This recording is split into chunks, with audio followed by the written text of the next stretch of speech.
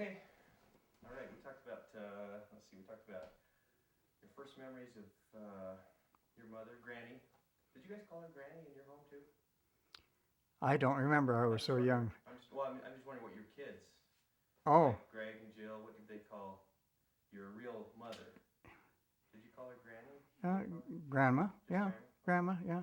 To distinguish between Grandma Terry and Granny, we always called her Oh, Granny, I see. Granny, and then Grandma Terry. No, So what did they you say? didn't really make any Didn't they? distinction. Yeah. Okay. All right. Tell me what your first memories of your real mother were. I was very young at the time, and I have very limited memory of mom when I was young, except for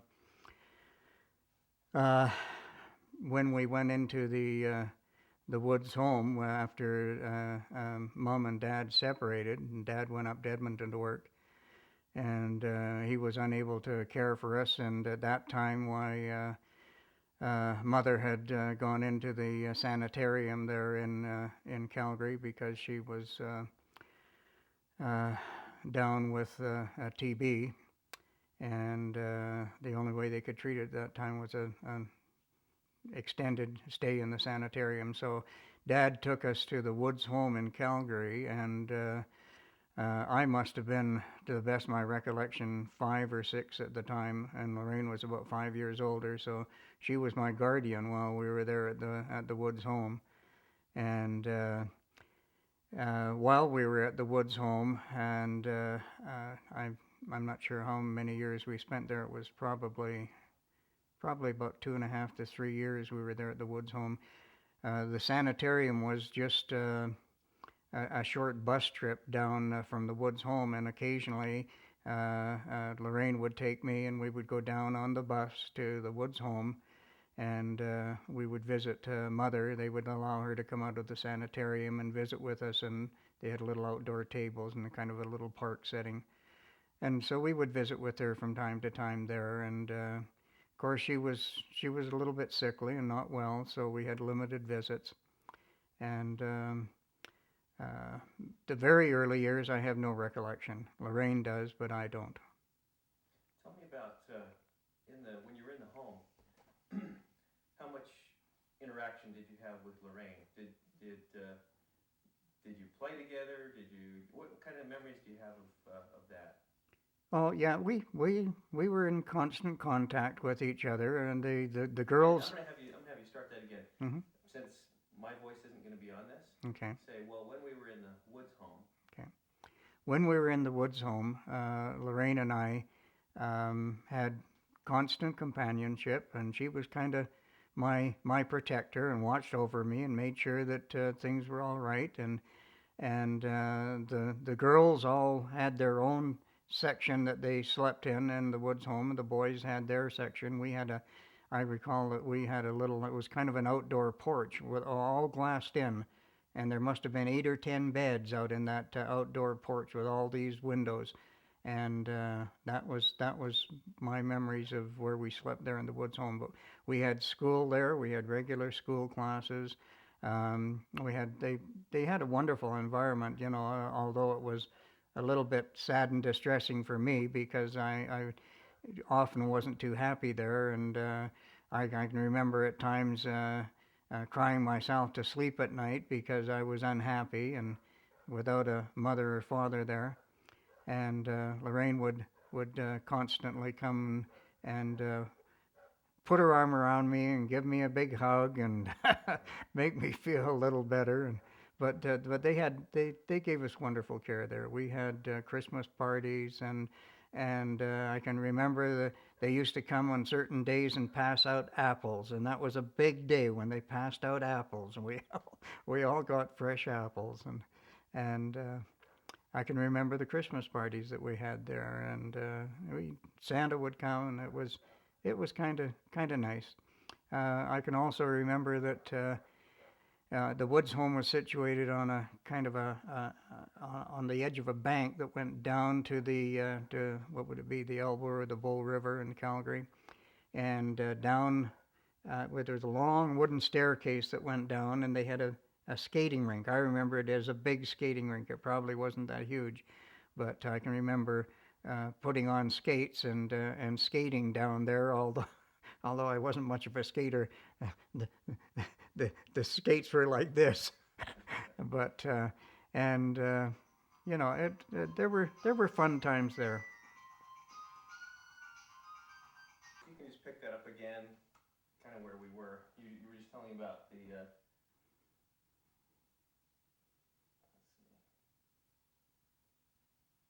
There we go. If you can remember where you were, just telling about the skating rink and then the. Yeah, I don't know whether I have that much more to Yeah, say well, about that. well, that's fine. Yeah. Let's just keep going then. Um,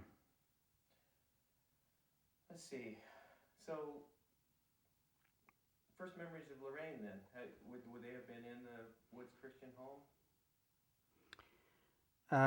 Probably, And yeah. again, pick that up. Kind of repeat my question. Say my Okay. first memories of Lorraine. My first memories of Lorraine were probably the most vivid memories would be when we were in the Woods home. Prior to that, I've talked to Lorraine often, and she has much better memories of the earlier years. But I was so young at the time. We apparently moved. We went out and stayed with some family and friends that were. I don't even remember where it was, but Was that John and Lil? yeah, probably John and Lil. Yeah, and I have very very little memory of that. Just little tiny flashes and nothing more. Okay. Nothing more. Well, what was that like? You talked about being in the Woods Christian home and being a little boy. You were what, 4 or 5 years old? About 5, yeah. 5 years old. And most kids have a mom and dad to tuck them into bed at night, and that was an emotional thing for you to not have that and to kind of have to go to sleep at night by yourself. And so Lorraine would come in sometimes and put her arm around you and tuck you in. Well, not really at that time, but the next morning, and from time to time when we got together, why she was always there to put her arm around me and let me know that everything was going to be all right and so forth. But it was a little tough for a little boy at that time. Yeah. So she wasn't able to then come up and tuck you into bed at night, see No, you night. because she was in a separate Okay, area with the okay. girls. Yep. But when she would see you, she'd always put her arm Oh around yeah, you. yeah. And She. how do you think let me see. How has that influenced your relationship with Lorraine over the years? Do you think that's had any where in a way she was almost like a mother figure, even though she was just a little bit older than you? And she was, yeah. She was the one that looked after me and the one that I went to when I had concerns or problems and until we left the Woods Christian home, why she was my guardian. Huh. Now, how often would your father come and visit you? Uh I I remember only one or two occasions that he would come down and see us there, and I really don't have vivid recollections of that. Okay. You So know. I'm sure he came down quite often. I would think Yeah, he'd come down yeah. Whenever he could. whenever he could. I'm sure he Yeah. was busy, but whenever he had the chance, I'm sure he did. And I'm sure Lorraine has more memories of that, huh? Let's talk about when your dad came down and he said that he was going to get remarried and that you were going to have a kind of a new mother Yeah. to take care of you. Tell me about that experience.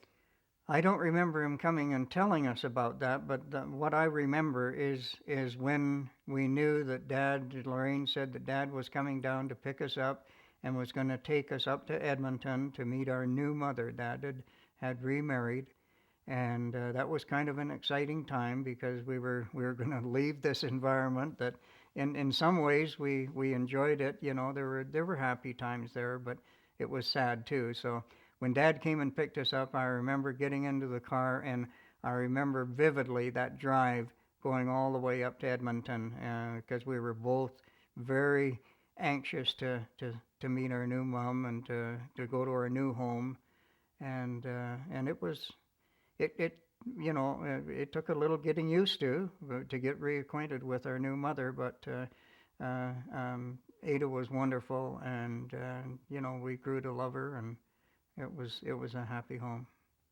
That's neat.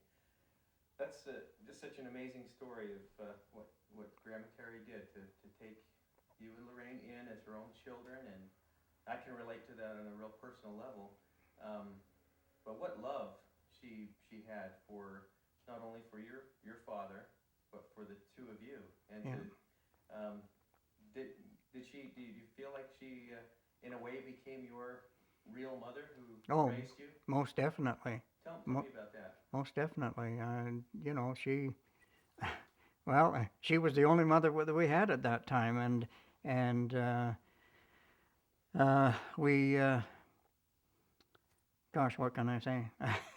Yeah. She was there constantly for us, and of course, it wasn't too long after we moved up to Edmonton, a year, maybe a year and a half, 2 years. I'm not exactly sure how long it was that we were attending school up there, and I was walking home from school one day, and I had a terrible pain in my back, and I could hardly walk, and somehow I managed to get home, and anyways, going from there, they took me in to see the doctor to get some tests and everything to see what was wrong, and it was determined that I had TB of the spine, which at that time was a real serious problem. And it was suggested at the beginning of this whole sickness that there was a good chance that I would never walk again.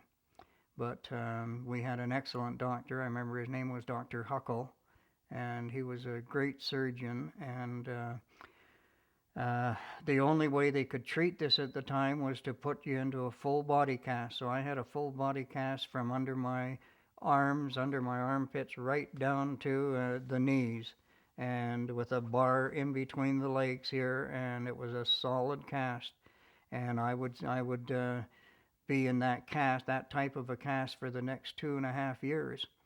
Um, I took correspondence school during that period.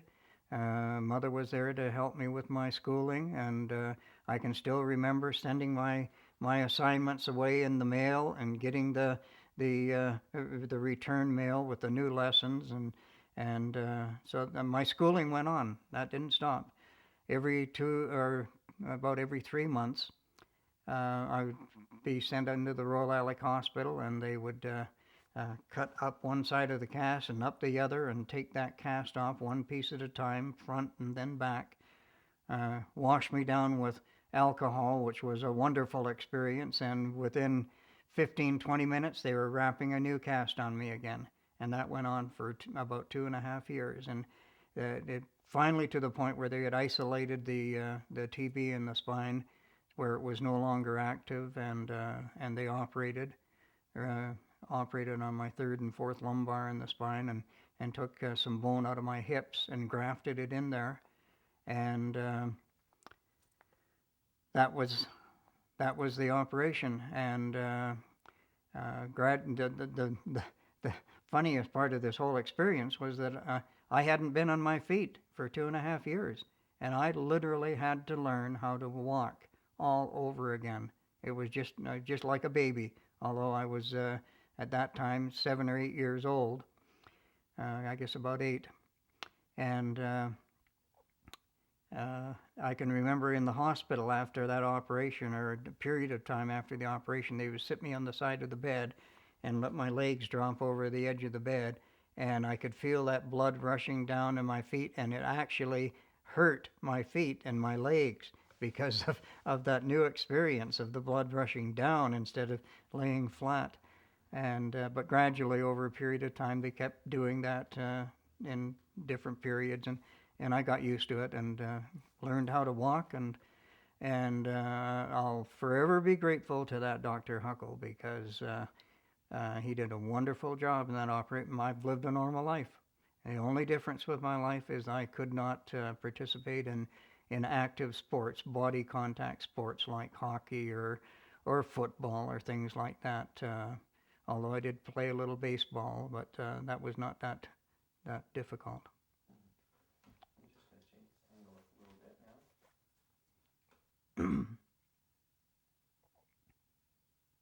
This is fun stuff. This is great. How how much was Grandma Terry uh, involved in helping you recover once you had to learn to start walking? And I would imagine you had to start crawling to begin with, and then slowly building up your muscle strength to walking. And do you have any memories of that?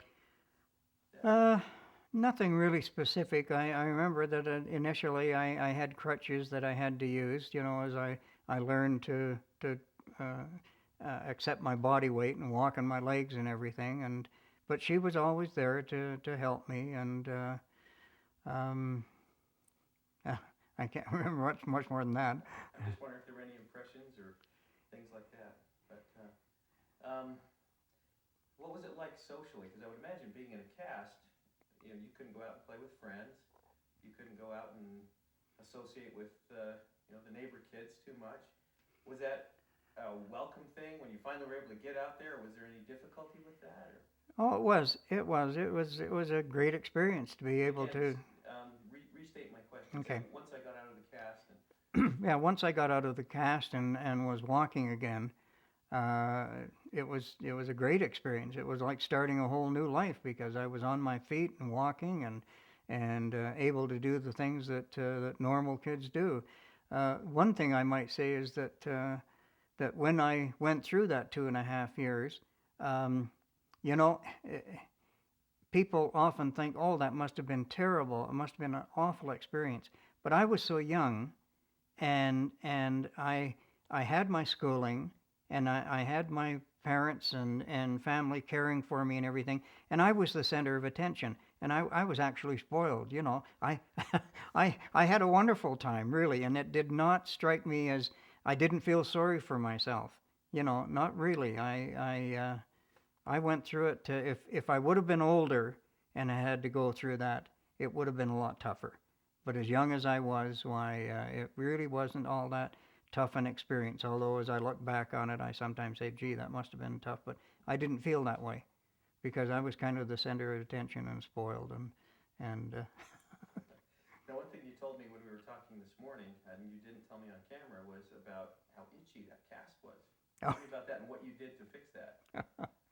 yeah, when I was going through that 2.5 years and had that cast on, uh, probably the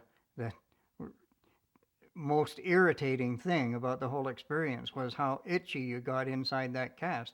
If you can imagine being right from here up to here, and the only way I could give myself some degree of relief, I'd get one of Mother's knitting needles and stick it down inside that cast and scratch any place I could, and that felt wonderful. But it couldn't get to every spot, but it sure helped. That's great. That's a funny part. All right. Let's see.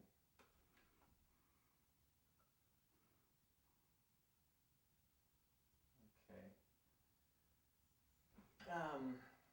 All right. Tell me about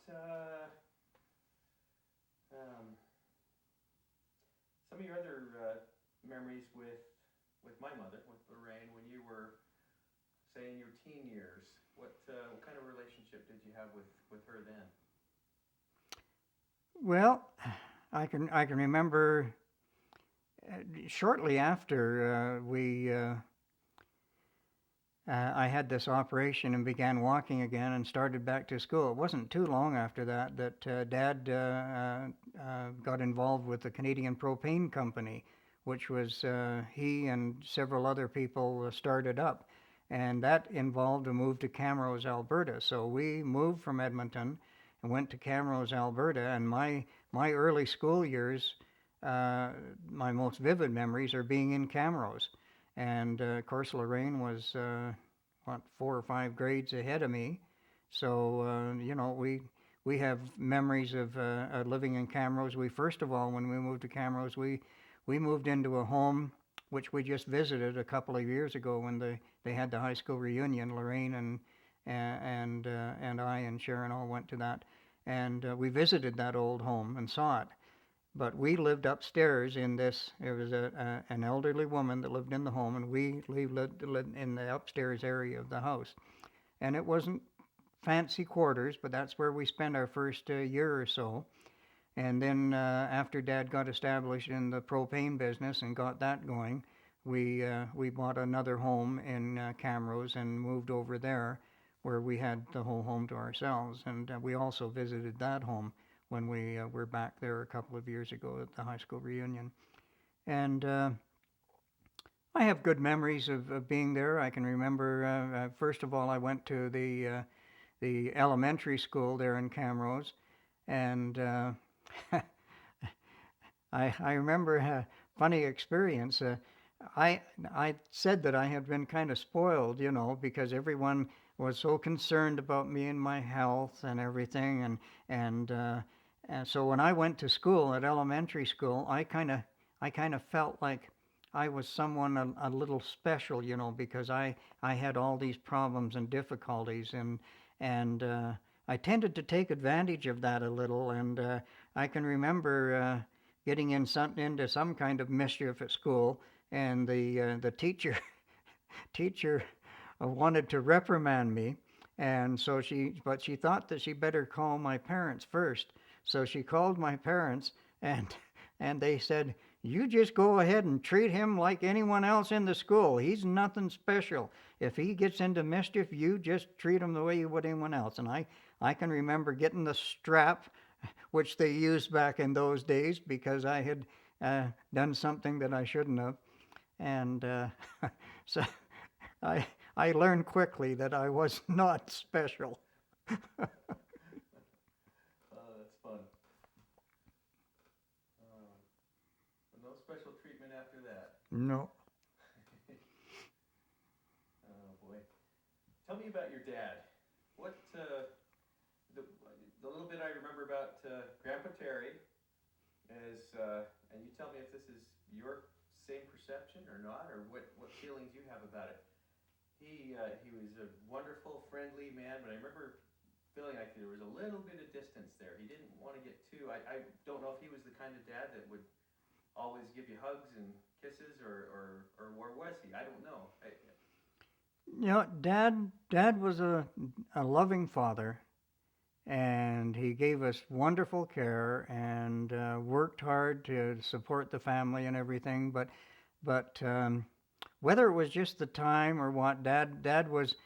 We didn't have a lot of the hugs, and although I remember, I know that he loved us and took care of us, but he was so busy in his work, and he was away a lot of the time. When he worked with Canadian Propane, he worked in sales, and he traveled a lot, and he used to be away most of the week, traveling through rural Alberta and visiting the Hutterite colonies and farms, and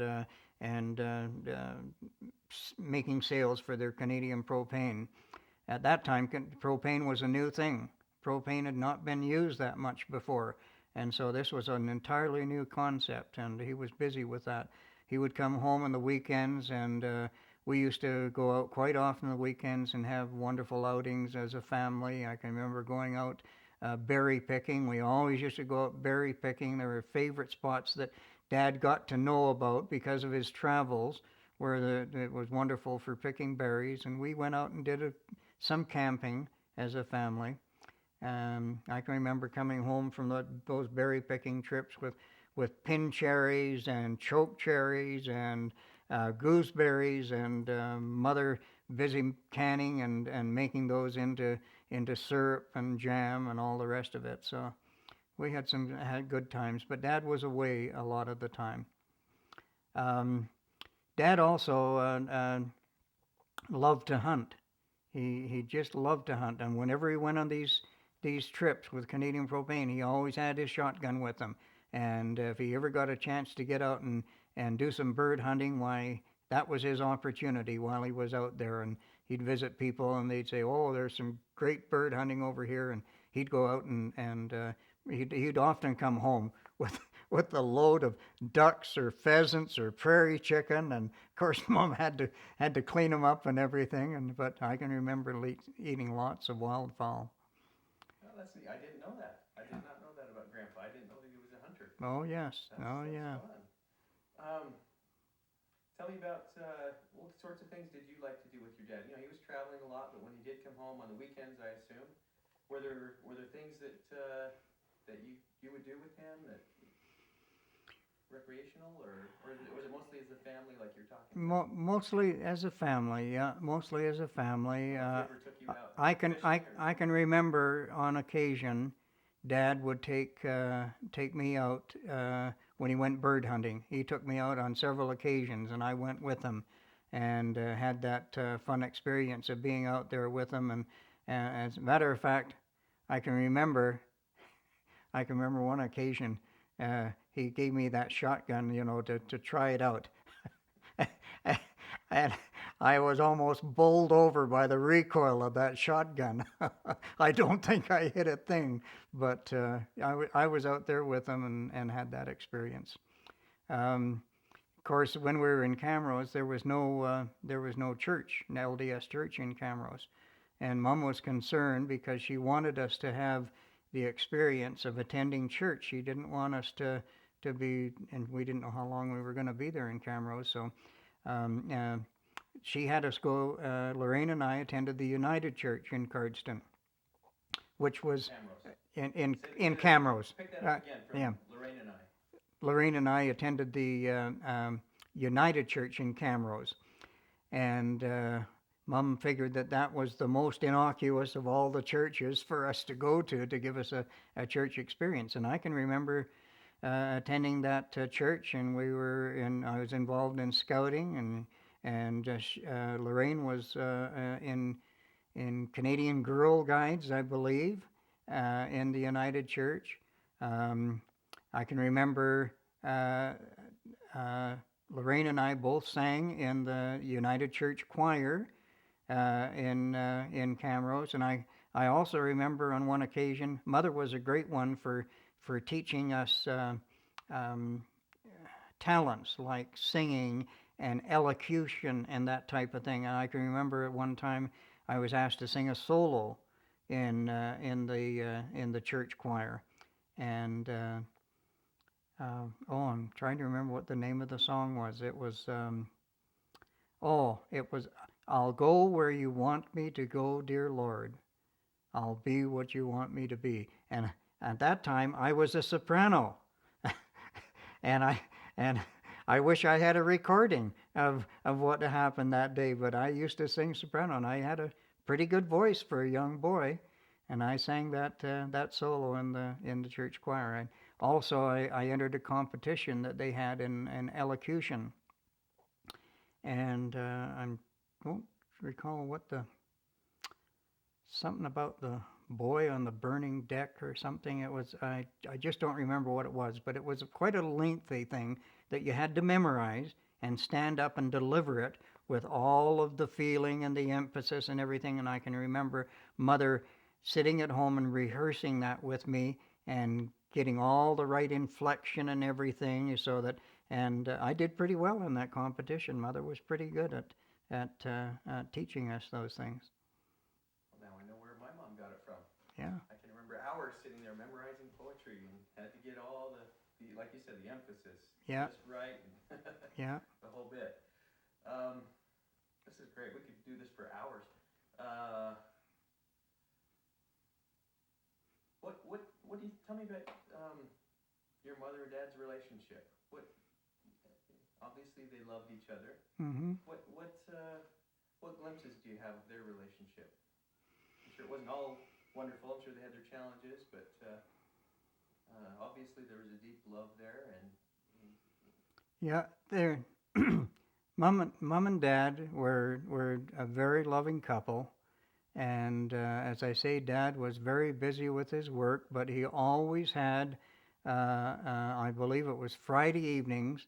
He would always be home in time that they had a time for themselves, and Friday evenings always used to be Mom and Dad's night out, and both in Camrose and when we later moved to Edmonton, and Dad changed his work situation, but uh, I'm stalled.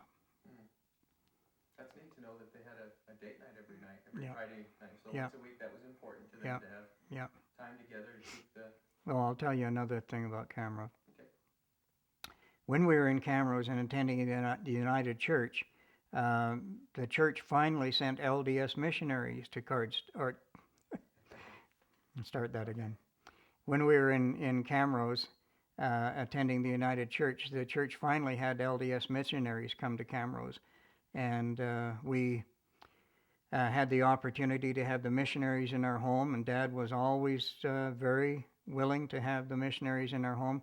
Dad was not at all opposed to our membership in the church. He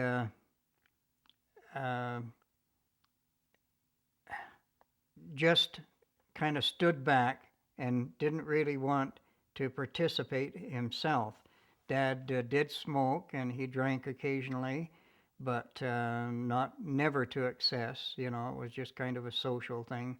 But he did smoke, and I wish he never had, because that was his eventual downfall, I think. But while those missionaries were in Camrose, Mother had the missionaries arranged to teach me my priesthood lessons. So every Sunday, I would go over with the missionaries once a week, and they would give me my priesthood lessons, which was kind of neat. So I had that contact with the missionaries. We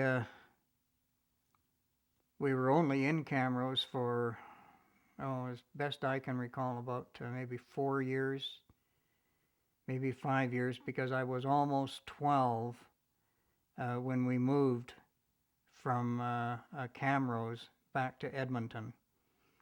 And when we moved back to Edmonton, but prior to moving back to Edmonton, Dad had gotten involved with a company. He left Canadian Propane and got involved with put money into an oil drilling rig. At that time, the oil business was starting to really boom in Alberta. So Dad got together with a number of other men and put money into an oil rig, and they went out and did a number of holes that they drilled. Unfortunately, it didn't work out too well, because it kind of fell by the wayside. They didn't hit any rich strikes or anything. So we eventually moved back to Edmonton, and that was when Dad got involved with Weber Brothers Real Estate in Edmonton. And all the remaining years that we lived in Edmonton, Dad was with Weber Brothers, and he was very, very successful as a real estate salesman, and eventually became the branch manager for Weber Brothers in the Bonnie Doon area in Richmond, or in Edmonton. Tell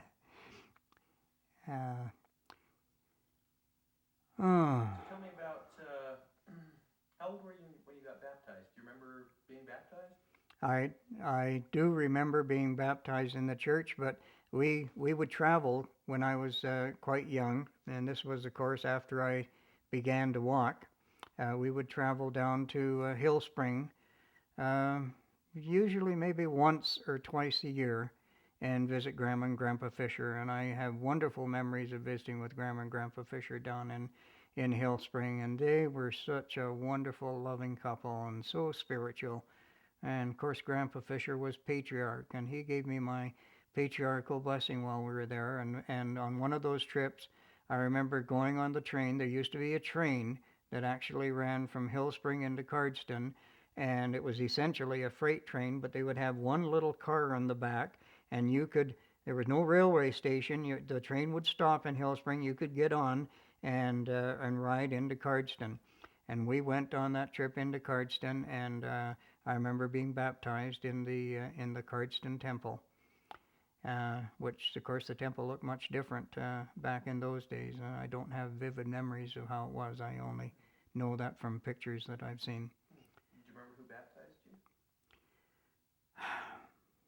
Or was it just someone? I think it was just someone there. Of course, at that time, baptisms were done in the temple font. You know, yeah. I didn't know that. That's neat.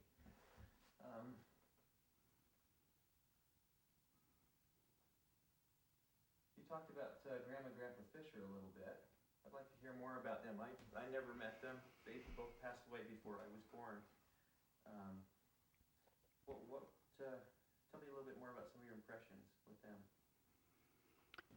Well, they lived in a little home there in Hill Spring that at one time was a hotel. The home that they lived in at one time was operated as a little hotel, and then eventually it became Grandma and Grandpa Fisher's home. And out behind their home, they had a beautiful big garden, and of course they had the. I can remember being there in the winter and having to walk out of the house in the cold blizzardy night and walking down the board sidewalk to the outhouse in the back, and that was an experience in itself. The old Sears catalog in there for your paper, and out behind further back, Grandpa had a big barn, and he had several cows that he still milked at that time. And I can remember going back in there when Grandpa was milking the cows, and he had a cat running around there, and he'd squirt milk into that cat's mouth. That was kind of a fun thing to see. But Grandpa he was a wonderful man. As I say, he was very spiritual, and we used to sit there in the evening at that time. Why there wasn't television, but our big companion when we sat there in the evenings was the radio, and Grandpa would turn on the radio, and we'd listen to favorite programs from time to time, and then we would have little get-togethers there in Grandpa's home, and everyone would kind of participate and either tell a little story or sing a little song or do something. Grandma and Grandpa were very big on that.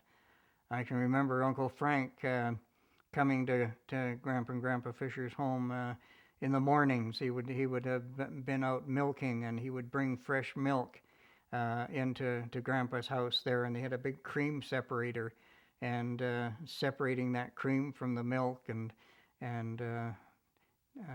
Grandma cooking on that old stove that she had back there, and the upstairs was essentially unheated, and a couple bedrooms, two or three bedrooms upstairs, and of course we had the little commode that they would have under the bed upstairs, so in the middle of the night you didn't have to run out of the house, and that was an experience.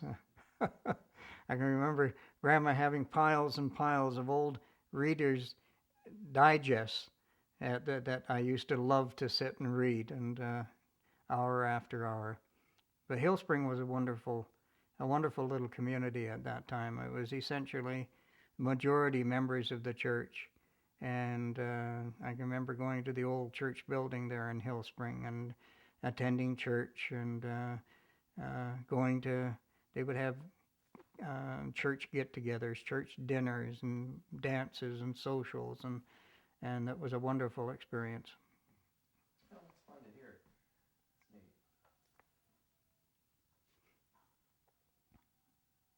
little wider here.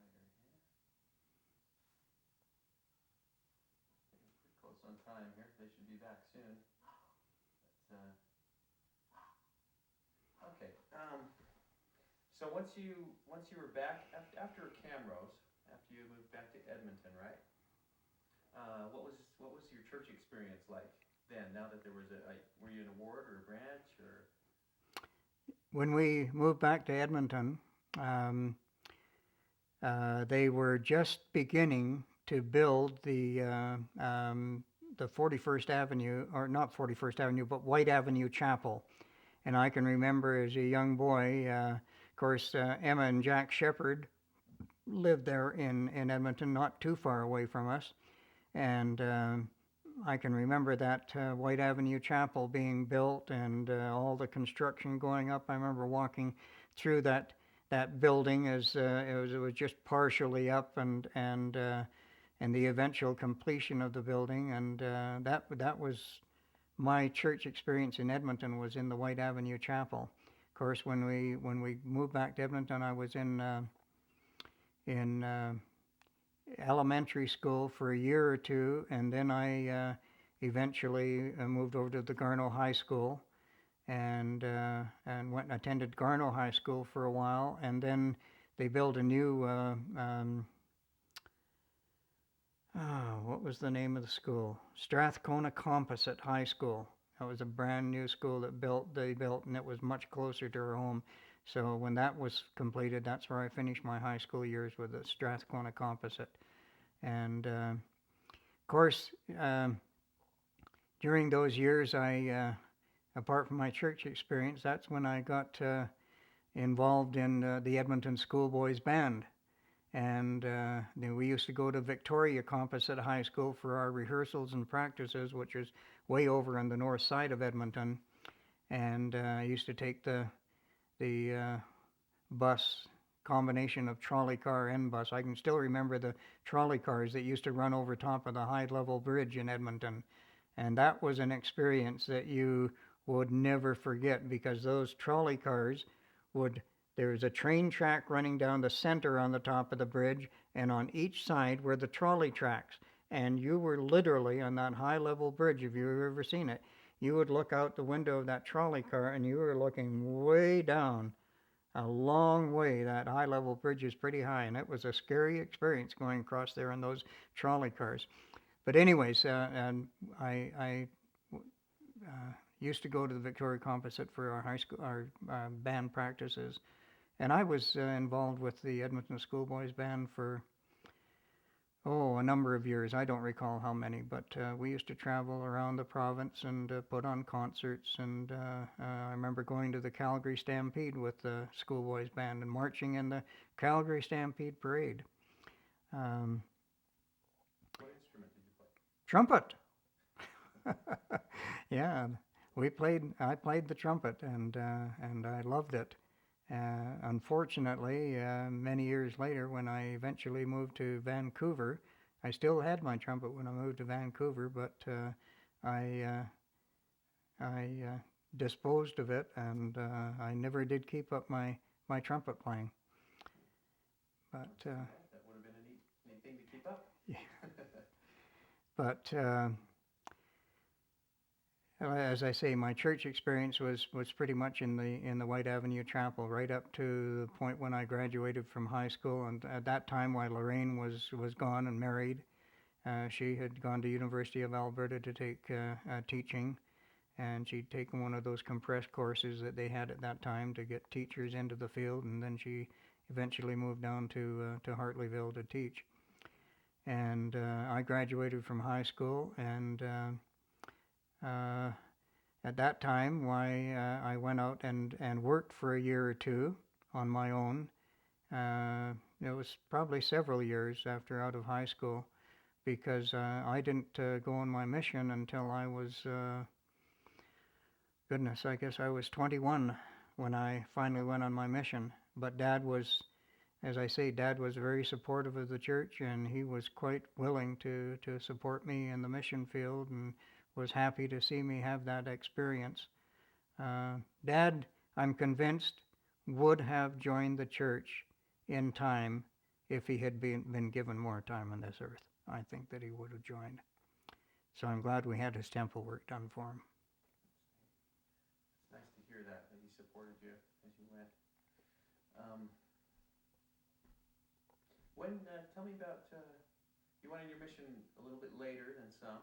Mm-hmm. Tell me about when you gained your testimony. Was it before your mission, on your mission, after your mission? And when do you recall feeling like the church was true? It was before my mission. I can remember vividly in that White Avenue Chapel, Hugh B. Brown used to come and speak from time to time. This was before he went down to Salt Lake and was called into service in the church.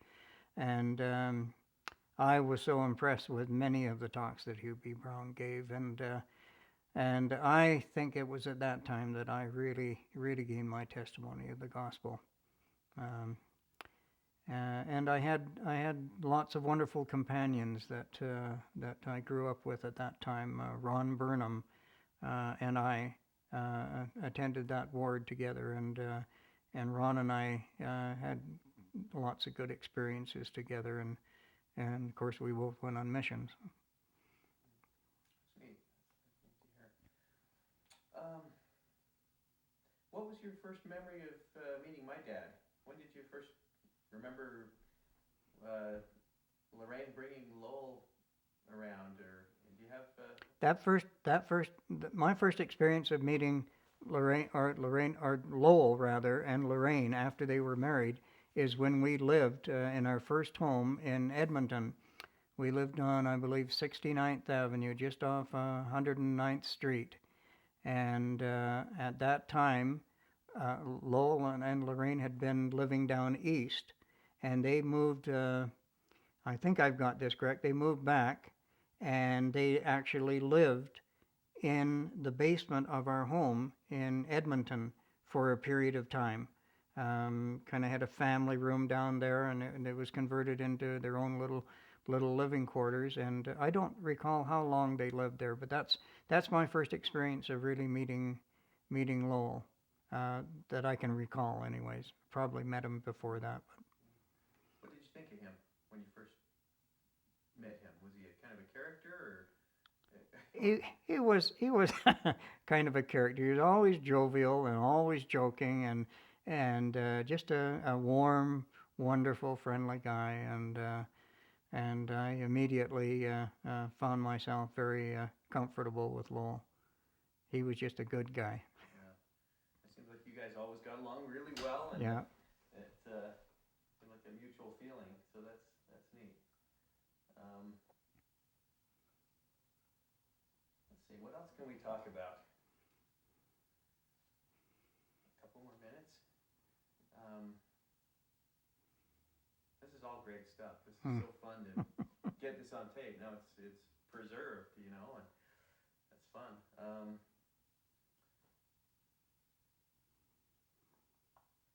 to think if there's. Let me just stop tape.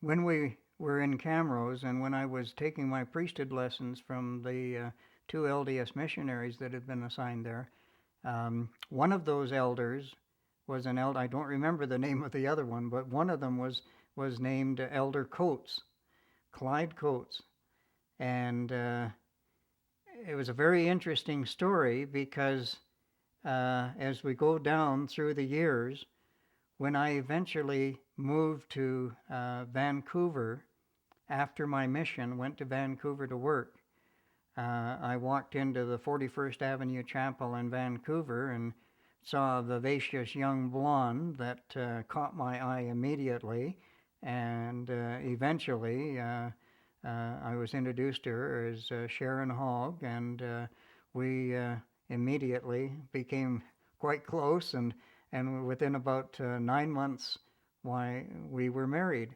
And during that period, as that led up to our eventual marriage, a real remarkable coincidence came to light.